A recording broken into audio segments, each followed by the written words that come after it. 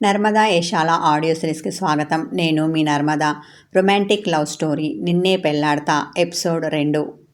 ఏంటి యాటిట్యూడ్ చూపిస్తున్నాడు పొగరుబోతు వెధవ, నేనెవరో గుర్తులేదట ఉడుకుబోతుతనంతో అనుకుంది సంయుక్త. అలా కుళ్ళుకుంటున్న ఆమెను చూసి కుంటెగా కన్ను కొట్టాడు శిఖర్. దెబ్బకి గొంతులో గుటికపడింది సంయుకి. శిఖర్ ఈ పలకరింపులు అవి తర్వాత, ముందు వెళ్ళి ఫ్రెషప్ అయ్యిరా, టిఫిన్ చేద్దాం అన్న హర్షవర్ధన్. ఒరే కిట్టు, బావకి గది చూపించు అన్నాడు. టీవీలో కార్టూన్ చూస్తున్నవాడు రా బావా అని అతని తీసుకొని వెళ్ళి, ఇదిగో ఇదే నీ గది అని చెప్పి వెంటనే వచ్చి మళ్ళీ టీవీ చూడడంలో లీనమయ్యాడు. ఇదిగో పింకీ, కాఫీ తీసుకెళ్ళి బావకివ్వు, తాగేసి తర్వాత ఫ్రెష్ అవుతాడు అని దాని చేతికి కాఫీ కప్పు ఇస్తుంటే అది తీసుకోకుండా, పెద్దమ్మా నాకు బావ అంటే సిగ్గు, నేను ఒంటరిగా అతని గదికి వెళ్ళలేను అని బిడియంతో నేలచూపులు చూస్తూ తన కాలి బొటనవేలితో నేలపై ముగ్గులు వేసింది 9వ తరగతి చదువుతున్న పింకీ. ఒసేయ్ పింకీ, నువ్వెంత, నీ వయసు ఎంత, కొంచెం నీ వయసుకు తగ్గట్టు మాట్లాడు అని దాని మీద తల మీద ఒక్క మొట్టికాయ వేసింది సంయు. అలాగా, అయితే ఆ కాఫీ ఏదో నువ్వే తీసుకెళ్ళి ఇవ్వు బావకి అని మూతి 3 వంకర్లు తిప్పింది పింకీ. టెన్షన్ వచ్చేసింది సంయుకి. అమ్మో నేనా అని గుండె మీద చెయ్యి వేసుకుంది.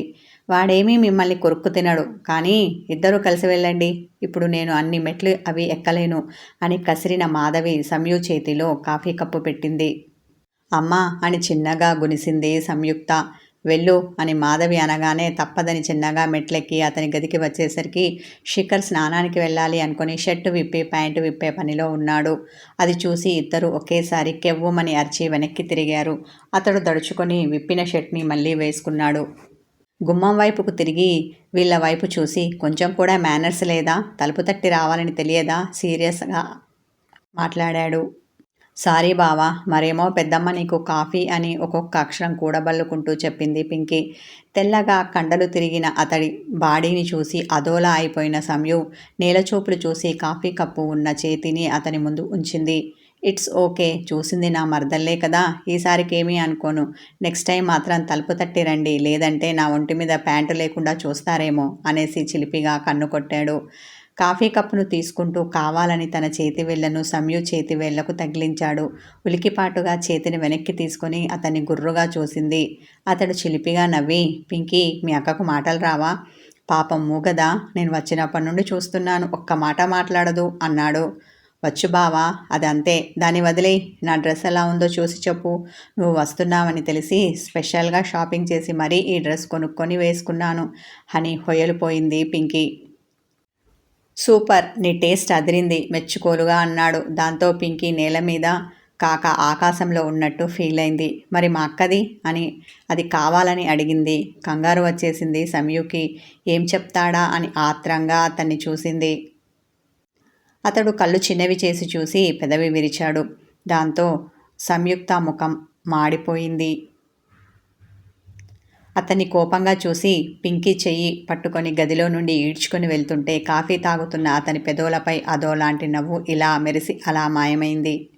ఈ ఎన్ఆర్ఐ గానికి కామన్ సెన్సే కాదు, డ్రెస్ సెన్స్ కూడా లేనట్టుంది. అరే, నేను ఇంత చక్కగా డ్రెస్ చేసుకుంటేను బాగోలేదని అంటాడా, చుంచుమొహం వాడును. కసిగా అతనిని తిట్టుకున్న సంయుక్త, ఇందాక ఇంట్లో వాళ్ళందరూ అబ్బా ఎంత ముద్దుగా ఉన్నావే అని నా ముఖం చుట్టూ చేతులు తిప్పి మరీ మెటికలు విరిచారు. వీడికి కళ్ళు దొబ్బాయి కాబోలు అని రుసరుసలాడుతూ తన గదికి వెళ్ళి విసురుగా తన ఒంటి మీద ఉన్న ఓణీ లాగి కింద పడేసింది. కోపంతో అతని నోట్లో తిట్టుకుంటూ కబోర్డ్ ఓపెన్ చేసి పింకీతో పాటుగా షాపింగ్ చేసుకున్న మోడ్రన్ డ్రెస్ తీసి వేసుకుంది. దానికి తగ్గట్టుగా హెయిర్ స్టైల్ మార్చింది. కళ్ళకు కాటుక మరి కాస్త దిద్ది లైట్గా పెదాలకు స్ట్రాబెర్రీ ఫ్లేవర్తో ఉన్న లిప్ కేర్ రాసింది. ఇప్పుడు చూడాలి ఏమంటాడో అని అద్దంలో తనను తాను చూసుకొని మురిసింది. ఇంకేమంటాడు, నీ అందానికి ఫ్లాట్ అయ్యాను, ఐ లవ్ యూ అంటాడు, కావాలంటే చూడు అని తన అందం మీద తనకున్న నమ్మకంతో పొగరుగా అనుకుంది సంయు.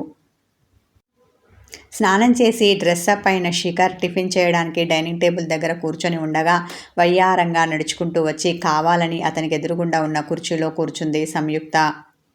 అతడు ఆమెను చూడాలి అన్న ఇంటెన్షన్తో, అమ్మా టిఫిన్ పెట్టు, ఆకలిగా ఉంది అంది.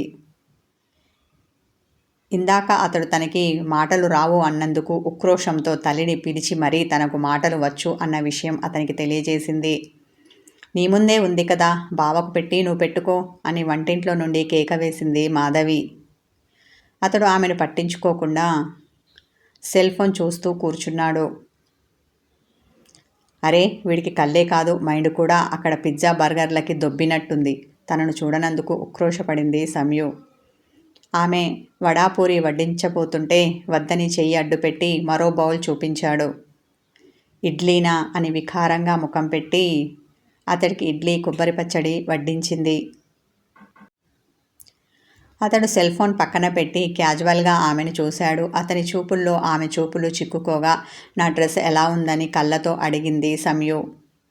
అతడు తన ఒక ఐబ్రోని పైకి లేపి మరీ ఆమెను పరిశీలనగా చూశాడు. ఆ తర్వాత తన నాలుక బయట పెట్టి డోకు వచ్చేలా ఉంది అన్న ఎక్స్ప్రెషన్ ఇచ్చాడు శిఖర్. వాడిచ్చిన ఎక్స్ప్రెషన్కి ఆమెకు నిజంగానే డోకు వచ్చినంత పనైంది. ఏడుపు ముఖం పెట్టింది. నీకు టేస్ట్ లేదు పోరా అని మనసులో తిట్టుకొని, అయినా నువ్వు ఇడ్లీ పెట్టమని అడిగినప్పుడే అర్థం చేసుకోవాల్సింది. అనవసరంగా అడిగాను చూడు, నాకు బుద్ధి లేదు అనుకొని ముఖం ముడుచుకొని, అమ్మా నాకు ఆకలిగా లేదు, నేనిప్పుడు తినను అనేసి శిఖర్ మీద అలిగి తన గదికి వెళ్ళి తలుపు వేసుకుంది. ఆమె ఉడుకుబోతుతనానికి శిఖర్ నవ్వుకుంటుండగా హర్షవర్ధన్ వచ్చాడు. ఏంటి అల్లుడు, నీలో నీవే నవ్వుకుంటున్నావు అన్నాడు. తను టిఫిన్ చేయడానికి కూర్చున్నాడు. ఏమీ లేదని తల అడ్డంగా ఊపి టిఫిన్ తినడంలో లీనమయ్యాడు శిఖర్. ఆ తర్వాత హర్షవర్ధన్తో కలిసి పని మీద బయటికి వెళ్ళాడు. ఆ పనులన్నీ చూసుకొని వచ్చేసరికి మధ్యాహ్నం అయ్యింది. అతనికి భోజనం వడ్డిస్తున్న మాధవి, షికి ఎప్పుడు రమ్మన్నా వచ్చేవాడివి కాదు, అలాంటిది ఇప్పుడు ఇలా సడన్గా వచ్చావు, నీకు ఇక్కడ ఏం పనులున్నాయి ఆరగా అడిగింది. పనులున్నాయి అత్త, అందుకే వచ్చాను. ఇక్కడ చెల్లెలు నైనికకి ఒక సంబంధం వచ్చింది. అతను ఎలాంటివాడో ఏంటో స్వయంగా వెళ్ళి తెలుసుకోమని నాన్నగారు అన్నారు. నిజానికి నాకు ఇక్కడి సంబంధం అసలు ఇష్టం లేదు. అక్కడే మంచి సంబంధం చూస్తే సరిపోతుంది కదా అన్నాను. కానీ అమ్మకేమో అక్కడి సంబంధం ఇష్టం లేదు, ఇండియా సంబంధమే చెయ్యాలని పట్టుదలతో ఉంది. అన్నట్టుగానే ఒక సంబంధం వచ్చింది. దాంతో అతని వివరాలు తెలుసుకుందామని, ఇంకా మా ఇల్లు పొలాలు అవి ఒకసారి చూసి వెళ్దామని వచ్చాను. ఇవే కాదు, ఇంకా ఇలాంటివి చాలా పనులున్నాయి అన్నాడు శిఖర్. అందులో సంయుక్తని చూడడం ఒకటి అన్న విషయం మాత్రం వాళ్లకు చెప్పలేదు అతడు. దాంతో సంయుక్త, అవునా, నేనింకా నా కోసం వచ్చాడేమో అనుకున్నాను. అక్కడే హాల్లో తన చెంపకు చెయ్యి పెట్టుకొని కూర్చొని ఉన్న ఆమె అతని మాటలు విని విచారవదనంతో అనుకుంది. అయినా నా పిచ్చి గాని, నేనే గుర్తులేనప్పుడు ఇంకా నా కోసం ఎలా వస్తాడు? మనసులో వాపోయింది సంయు. అలా అని అంత హ్యాండ్సమ్గా ఉన్న నీ బావని వదిలేస్తావా? ఆమె అంతరాత్మ ఆమెను ప్రశ్నించింది. నో, అలా ఎలా వదిలేస్తాను? అసలే వాడంటే నాకు పిచ్చి ప్రేమ. ఎలాగైనా ఈ ఎన్ఆర్ఐ గాన్ని మనసులో స్థానం సంపాదిస్తా, వాడిని లవ్లో పడేస్తా, నువ్వు చూస్తూ ఉండు గడుసుగా అంది సంయు. అబ్బో, అది చూద్దాంలే అని ఆమె అంతరాత్మ వెటకారమాడింది. నువ్వు అర్జెంటుగా ఇక్కడి నుండి దొబ్బై, లేదంటే నీ పీక పిసికి నొక్కుతాను అని ఆమె తన అంతరాత్మని కసిరి దాని నోరు నొక్కేసింది. శిఖర్ సంయుని పట్టించుకోకుండా తన గదికి వెళ్ళి పడుకున్నాడు. జెట్లాగ్ వల్ల అతడు గాఢ నిద్రలోకి జారుకున్నాడు. సంధ్యపొద్దు వాలిన గదిలో నుండి అతడు బయటికి రాలేదు. 2-3 సార్లు అతని గది దగ్గరికి వెళ్ళి చూసి వచ్చింది సంయు. చీకటి పడ్డాక పనామె వాకిలి ఊడ్చి కల్లాపి చల్లి వెళ్ళింది. సంయు, పింకీ ఇద్దరూ కలిసి వాకిట్లో ముగ్గు వేస్తున్నారు. ఎవరివో చూపులు తన నడుముని గుచ్చుకున్నట్టు అనిపించాయి. తల ఎత్తి అటు ఇటు చూసింది. ఎవరూ కనిపించకపోవడంతో భుజాలు కదిపి మళ్ళీ ముగ్గు వేసే పనిలో పడింది సంయు నైట్ డ్రెస్లో ఉంది. ఆమె వంగి ముగ్గు వేస్తూ ఉండడంతో టీషర్ట్ కాస్త పైకి వెళ్ళి ప్యాంటుకి షర్టుకి మధ్య ఉన్న ఆమె తెల్లని నడుము బయటపడింది. సన్నటి ఆమె నడుముని మళ్ళీ ఎవరో చూస్తున్నట్టు అనిపించింది. ఇలా కాదనుకొని చుట్టుపక్కల చూడడంతో పాటు తల పైకెత్తి చూసింది. బాల్కనీలో నిలబడి ఆమెనే చూస్తున్న శిఖర్ చూపుల్లో ఆమె చూపులు చిక్కుకున్నాయి. ఆమె ఒళ్ళు జల్లుమనడంతో పాటు ఆమె చూపులు తడబడ్డాయి. చేతిలో ఉన్న ముగ్గు గిన్నెను పింకీ చేతిలో పెట్టి, నే వెళ్తున్నాను, మిగతాది నువ్వు కంప్లీట్ చేసిరా అని చెప్పేసి విసవిస నడుచుకుంటూ ఇంట్లోకి వెళ్ళింది. ఏమైంది దీనికి, ముగ్గు మధ్యలో ఆపేసి వెళ్తోంది? అలా వెళ్తున్న సమయుని చూసి అనుకున్న పింకీ మిగతాది కంప్లీట్ చేసే పనిలో పడింది. అలా ఇంట్లోకి వెళ్తున్న సమయుని శిఖర్ కళ్ళు చిన్నవి చేసి చూసి చిన్నగా నవ్వుకున్నాడు. ఆ తర్వాత ఎవరికో కాలు కలిపాడు. ఏమిటే అప్పుడే లోపలికి వచ్చావు? ముగ్గు వేయడం అయిపోయిందా? సమయుతో పాటు పింకీ లోపలికి రాకపోవడం చూసి అడిగింది మాధవి. తల్లి మాటలు వినబడనట్టుగా తన గదికి వెళ్తుంటే, సమయు ఏమిటా పరధ్యానం? మాట్లాడుతుంటే వినిపించుకోకుండా వెళ్తావేం? అయినా నువ్విలా రా. హాల్లో కూర్చొని రేపటి పూజ కోసం పువ్వులతో మాల కడుతున్న మాధవి అంది. ఏంటమ్మా అని కాళ్ళు టపటపా నేలకేసి బాదుతూ తన చిరాకునంతా అలా చూపిస్తూ వచ్చి తన తల్లి ముందు నిలబడింది. బావగదికి వెళ్ళి లేచాడో లేదో ఓసారి చూడు. ఒకవేళ మెలకువతో ఉంటే భోజనానికి రమ్మని చెప్పు. ఇప్పటికే బాగా చీకటి పడింది. మీ నాన్నగారు రావడానికి ఆలస్యం అవుతుందని, అక్కడే భోంచేసి వస్తానని ఇందాకే కాల్ చేసి చెప్పారు. షిఖి మధ్యాహ్నం అనగా భోంచేసి పడుకున్నాడు. ఇంతవరకు లేవలేదు. వాడు కూడా తినేస్తే నేను వెళ్ళి పడుకుంటాను, నిద్రొస్తోంది అని ఆమె ఆవలించింది. అమ్మ లేస్తే తనే వస్తాడు కదా, ఇలా పని కట్టుకొని పిలవాలా అని మూతి 3 వంకర్లు తిప్పి తల్లి పక్కన సోఫాలో తిష్టవేసింది. అదేమిటి, వెళ్ళి పిలుచుకురమ్మంటే ఇలా కూర్చున్నావు? షిఖి ప్రయాణం చేసి అలసిపోయి నిద్రపోయాడు. అలాంటప్పుడు మనం వెళ్ళి పిలిచి భోజనం పెట్టాలి కదా. ఆకలైనప్పుడు వాడే వచ్చి తింటాడు అంటే ఎలా? చాలా రోజుల తర్వాత వాడు మన ఇంటికి వచ్చాడు. అలా పస్తులతో ఉంచడం కరెక్ట్ కాదు కదా.